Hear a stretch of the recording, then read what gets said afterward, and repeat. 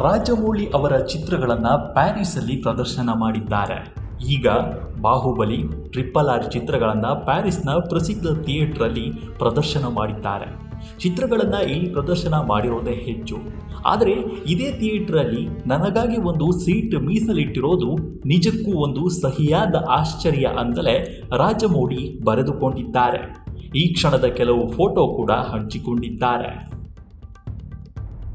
ರಾಜಮೌಳಿ ಅವರ ಈಗ ಚಿತ್ರ ಬಾಹುಬಲಿ ಚಿತ್ರ ಹಾಗೂ RRR ಚಿತ್ರವನ್ನು ಫ್ರಾನ್ಸ್ನ ವಿಶ್ವಪ್ರಸಿದ್ಧ ಥಿಯೇಟರಲ್ಲಿ ಪ್ರದರ್ಶನ ಮಾಡಲಾಗಿದೆ.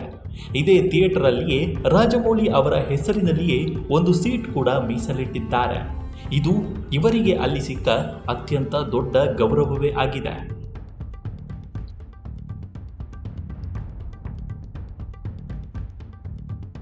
ರಾಜಮೌಳಿ ಅವರಿಗೆ ಆಶ್ಚರ್ಯವೂ ಆಗಿದೆ. ಇದನ್ನು ಅವರು ಸ್ವೀಟ್ ಸರ್ಪ್ರೈಸ್ ಅಂತಲೇ ಬಣ್ಣಿಸಿದ್ದಾರೆ. ಈ ಒಂದು ಥಿಯೇಟರಲ್ಲಿ ನನ್ನ ಚಿತ್ರಗಳನ್ನು ಪ್ರದರ್ಶನ ಮಾಡೋದೇ ಅತಿ ದೊಡ್ಡ ವಿಷಯ. ಆದರೆ ಇಲ್ಲಿ ನನ್ನ ಹೆಸರಿನಲ್ಲಿ ಒಂದು ಆಸನ ಮೀಸಲಿಟ್ಟಿರೋದು ತುಂಬಾ ದೊಡ್ಡ ಗೌರವವಾಗಿದೆ ಅಂತ ರಾಜಮೌಳಿ ಸೋಷಿಯಲ್ ಮೀಡಿಯಾದ ತಮ್ಮ ಪೇಜಲ್ಲಿ ಬರೆದುಕೊಂಡಿದ್ದಾರೆ. ಭಾರತ ಚಿತ್ರರಂಗದ ಮಹಾನ್ ನಿರ್ದೇಶಕ ಸತ್ಯಜಿತ್ ರೇ ಅವರಿಗೆ ಈ ಗೌರವ ಸಿಕ್ಕಿದೆ. ಇವರು ಈ ಗೌರವ ಪಡೆದ ಮೊದಲ ಭಾರತದ ಡೈರೆಕ್ಟರ್ ಆಗಿದ್ದರು. ಇದೀಗ ರಾಜಮೌಳಿ ಅವರಿಗೆ ಈ ಒಂದು ಗೌರವ ಸಲ್ಲಿಕೆಯಾಗಿದೆ. ಇವರು ಎರಡನೆಯವರಾಗಿದ್ದಾರೆ. ರಾಜಮೌಳಿ ಅವರ ಚಿತ್ರಗಳ ಕ್ರೇಜ್ ಇಲ್ಲಿ ಬಲು ಜೋರಾಗಿಯೇ ಇದೆ.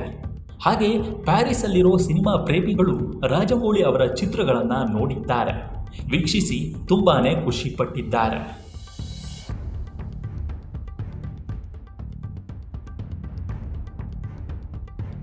ರಾಜಮೌಳಿ ಅವರ ಈಗ ಚಿತ್ರ ಬಾಹುಬಲಿ ಚಿತ್ರ ಹಾಗೂ RRR ಚಿತ್ರವನ್ನು ಫ್ರಾನ್ಸ್ನ ವಿಶ್ವಪ್ರಸಿದ್ಧ ಥಿಯೇಟರಲ್ಲಿ ಪ್ರದರ್ಶನ ಮಾಡಲಾಗಿದೆ. ಇದೇ ಥಿಯೇಟರಲ್ಲಿಯೇ ರಾಜಮೌಳಿ ಅವರ ಹೆಸರಿನಲ್ಲಿಯೇ ಒಂದು ಸೀಟ್ ಕೂಡ ಮೀಸಲಿಟ್ಟಿದ್ದಾರೆ. ಇದು ಇವರಿಗೆ ಅಲ್ಲಿ ಸಿಕ್ಕ ಅತ್ಯಂತ ದೊಡ್ಡ ಗೌರವವೇ ಆಗಿದೆ. ಫ್ರೆಂಚ್ ಡೈರೆಕ್ಟರ್ ಕೋಸ್ಟಾ ಗ್ರವಾಸ್ ಅವರಿಗೆ ಇದೀಗ 93 ವರ್ಷ.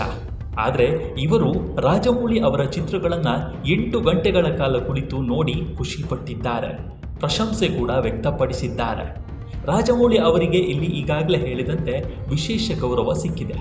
ಪ್ಯಾರಿಸ್ನ ಸಿನಿಮಾಟಿಕ್ ಫ್ರಾಂಚೈಸ್ ಜಾಗತಿಕ ಚಲನಚಿತ್ರ ಸಂಸ್ಥೆ ಇಲ್ಲಿ ರಾಜಮೌಳಿ ಅವರಿಗೆ ಈ ಗೌರವ ಕೊಟ್ಟಿದೆ. ಇದು ವಿಶ್ವದ ಅತಿ ದೊಡ್ಡ ಹಾಗೂ ಹಳೆ ಚಿತ್ರಗಳ ಆರ್ಕೈವ್ ಕೂಡ ಆಗಿದೆ. ಈ ಒಂದು ಥಿಯೇಟರಲ್ಲಿ ಒಂದು ಸೀಟ್ ರಾಜಮೌಳಿ ಅವರ ಹೆಸರಲ್ಲಿ ಮೀಸಲು ಕೂಡ ಇಟ್ಟಿದೆ.